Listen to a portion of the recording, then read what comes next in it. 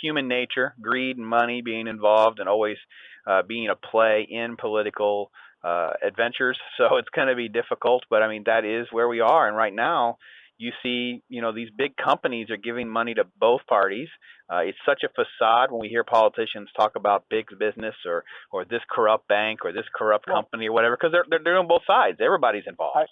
I've been on the record stating we need to make it mandatory that all congressional, Senate, and presidential candidates be required to wear NASCAR racing suits. That'd be fantastic.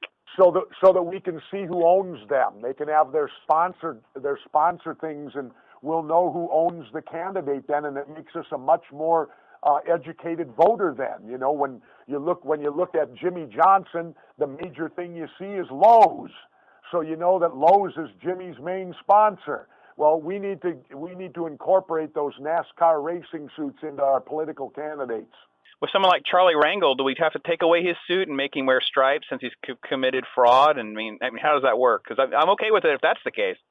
Well, what they can each wear whatever they deem appropriate, but we as voters need to know who own them. We need to know who's paying their freight so that we know how they're going to vote and who. It just amazes me how they've allowed a system of bribery into our elections, and yet if you do bribery in the private sector, you go to jail. Another hypocrisy.